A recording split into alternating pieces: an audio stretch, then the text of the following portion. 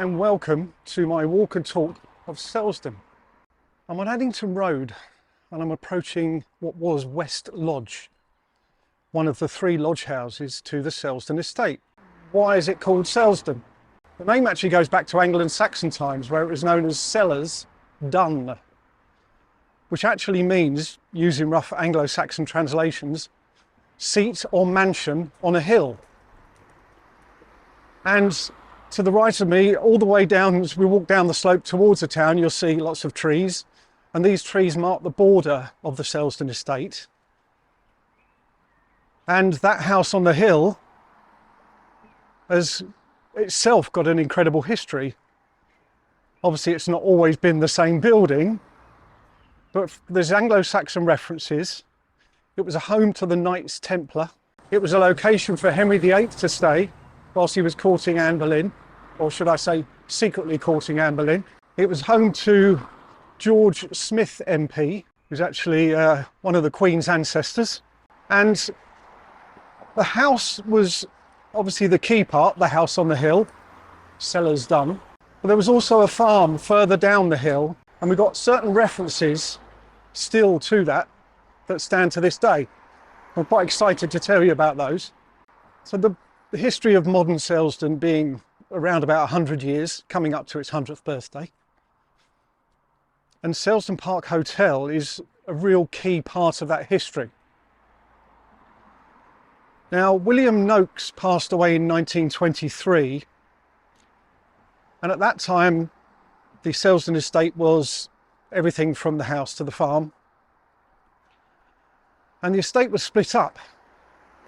The house remained. It was bought by Alan Doble Sanderson, who was a motor racing driver,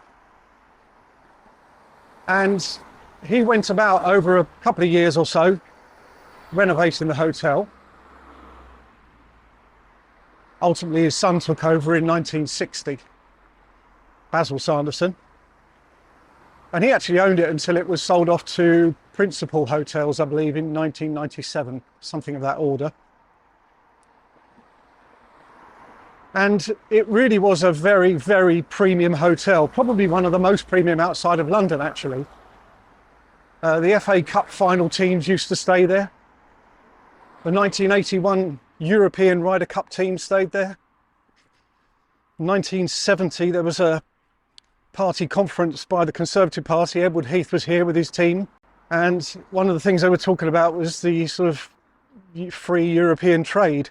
And Harold Wilson actually termed the phrase Selsdon Man on the back of that. And there are websites that exist that talk about Selsdon Man and those discussions at the time. But it must have worked out quite well for Edward Heath, because he won that election that year in 1970. The hotel is a very impressive building that's been added to over the years. And the grounds are impressive. There's a 13th century arch. There's some very impressive cedars of Lebanon trees going back many centuries. Now, the hotel has recently changed ownership to Birch Community, and it's in the middle of becoming a lifestyle hotel, quite different to what we had before.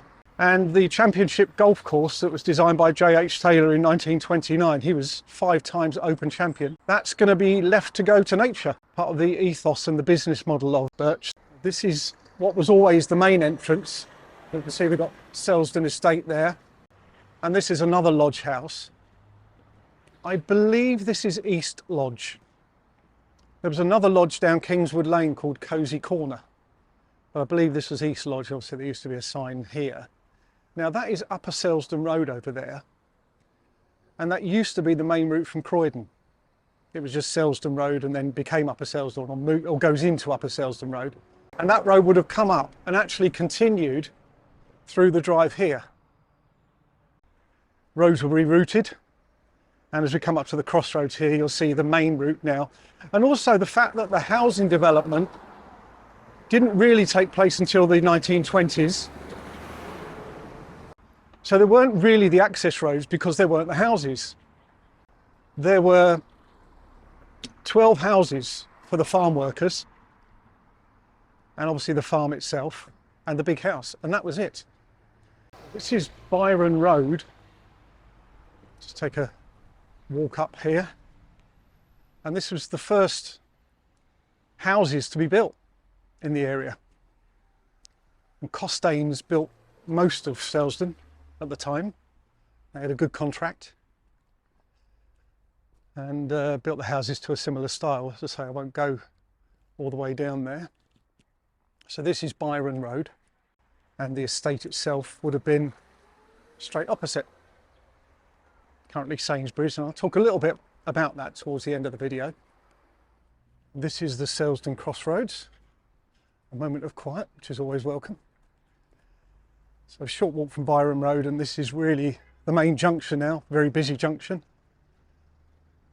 So Selsdon itself is straight ahead of us, straight down the hill. Wallingham in that direction, Addington Road going up towards Sanderstead. Sanderstead's only about a mile away, where I did one of my other walk and talk videos. And up here is the route towards Croydon. So we've got the shopping parade here. This was built in 1926. Double height. You don't always see that. You often just see the single story living accommodation above shops. Very solid build there. Now, Selsdon Residents Association, very active organisation in looking after the interests of all things Selsdon. And they publish a monthly magazine, the Selsdon Gazette. I'll put a link in the description. And Ian Leggett has done some wonderful work there to basically show the history of the shops that were here before the current shops. And you can have a nostalgia trip.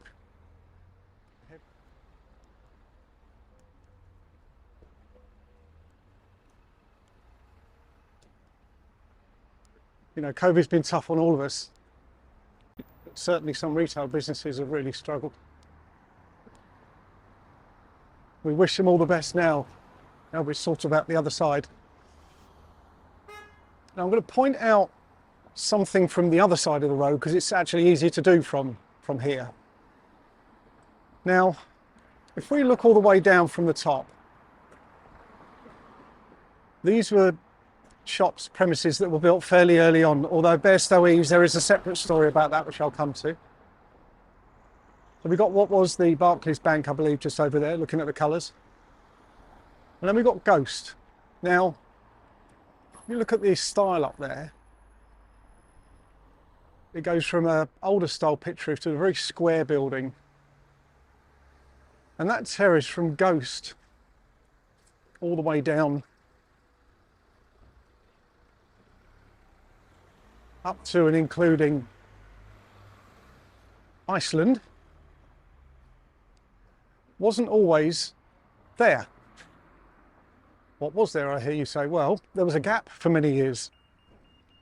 From when they were built, through the wartime, and until at least the 1950s, possibly late 50s, early 60s, there was just a gap of wasteland there. A couple of pathways crisscrossing. It may have had some use during the war. There might have been an ARP post, I did read, and possibly some fire fighting equipment and water holding facilities and that kind of stuff. But it wasn't there. So it would have looked a bit odd, really, because you'd had development of the businesses and shops along up to that point, 208, where the Chartwell Children's Cancer Trust is, and then what I at least call it, the Selsdon Gap. And of course, it's advantageous to have businesses there paying business rates rather than just a piece of land. So that was developed. And probably, as a famous British actor would say, not a lot of people know that.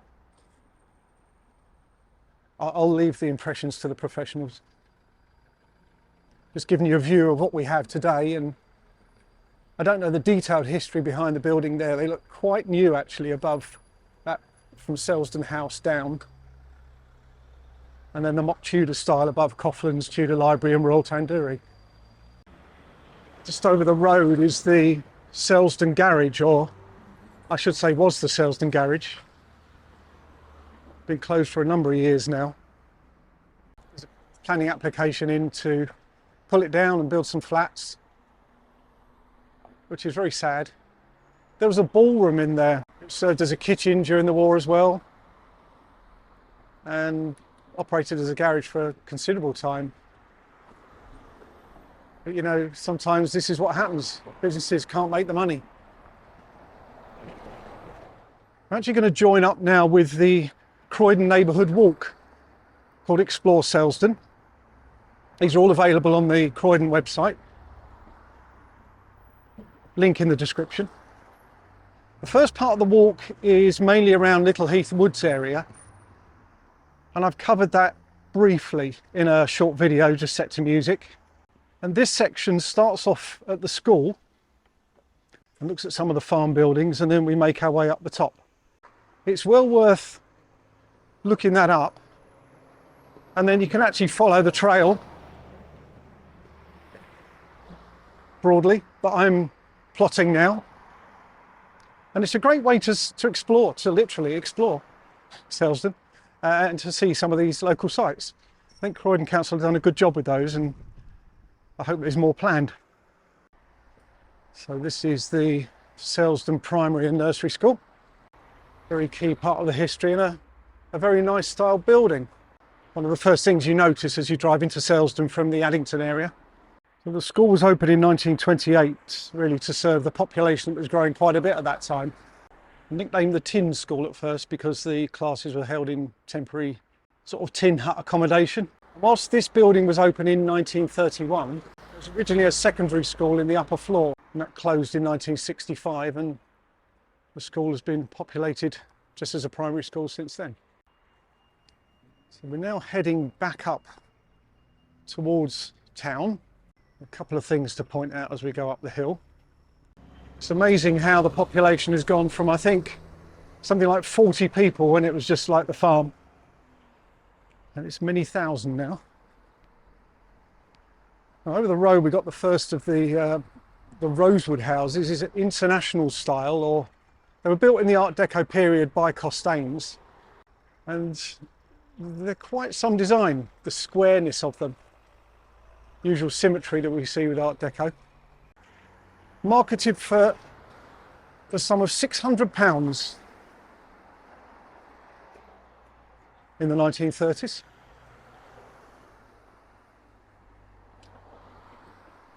And as you can see, just starting over here, some of them had the garages below, which was very convenient, of course. That's the Rosewood Houses in Addington Road. I spoke earlier about the fact that we've got the main house at the top of the hill and the farm buildings further down. So I'm now outside 240 and 242 Addington Road, and these are excellent examples. I'm absolutely delighted that they're still standing, and these are two of the original farm workers' cottages from the Selsdon Estate Farm. So incredible that they're still available for us to see. And then further up here past the nursery was the site of the actual main farm building itself. Now there is nothing to see now, it is an Aldi, but in the car park there was the farm building, and there was a pub, the Good Neighbour, that then became the Stag. And then that was pulled down, and in this place we've got, well, the car park for Aldi. This has been other supermarkets and offices above for a while. When I say a while, I mean a number of years. But yeah, so all of this area was opposite Selsdon Crescent. That's just that road there, literally just goes round. And this is where the main farm buildings were. So we had the farm, and then either side of it we had the farm workers' cottages going all the way up what is now where the shops are. Another view here of the garage building. Boarded up windows, occupied by pigeons. Now, this particular building used to be over the road, and it was dismantled and moved across and sort of attached to the garage. But once impressive garage, and well, assuming the planning application gets approved at some point with whatever conditions or amendments may be required, It'll be lost forever, sadly. I know that's progress. And not for the first time, I'll mention again, I'm an architectural romantic. And I always wish there would be a way to preserve, and I know this is just the side of a garage, but it's got so much history. The views of what's there now, pigeon homes. You can see the forecourt. And obviously the hoardings being propped up. It doesn't give you much of an image, but it kind of just shows you how it is today. Baptist Church over there, Selsdon Baptist Church. The village club, there was once the tea rooms there at a time when there wasn't much else around.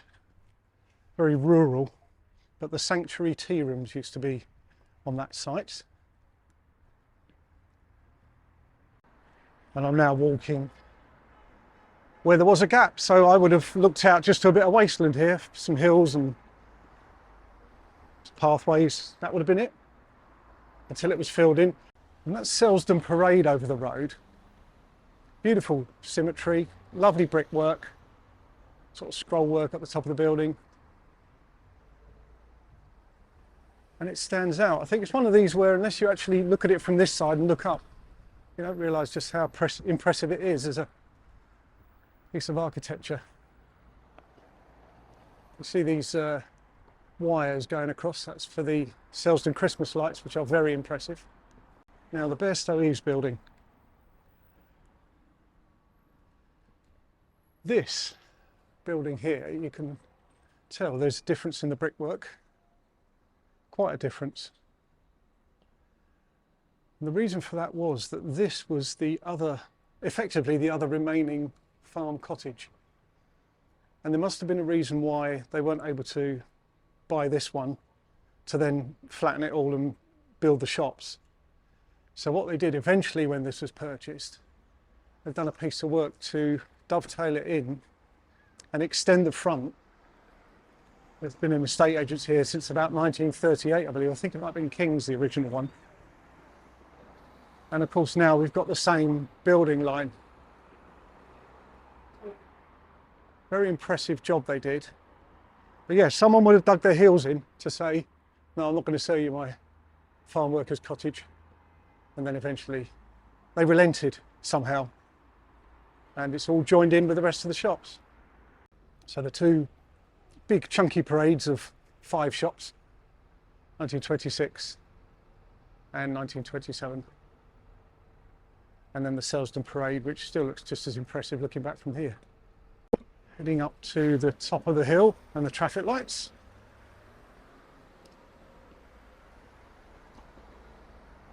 A couple more things to point out as we draw to a close.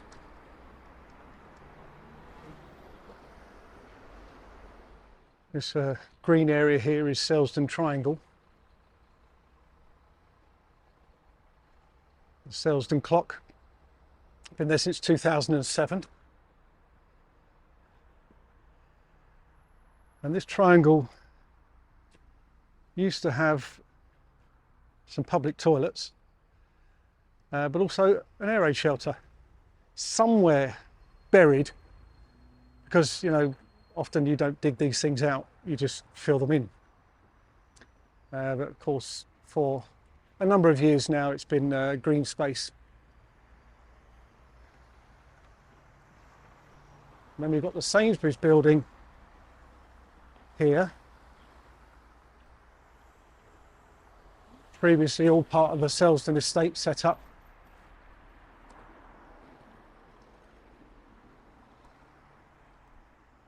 Sainsbury's have been here for approaching 20 years. And within the Sainsbury's building there's a library, centre for the retired and a little cafe. And there were similar facilities before. There was a big hall on this plot and a big car park. I seem to remember coaches being parked there and big lorries. It's quite a space. The Sainsbury's design has been to have their car parking underneath, the store above. And occupying that whole plot. Behind it is Croydon High School. Been there since the mid-60s. A lot of facilities there. Obviously bought that land off of the Selsdon estate too. There is a lot of history in this place, as well as the 100 years of more modern history. We've got the 1,000+ years before that, so thank you for watching, and I'll see you in the next one.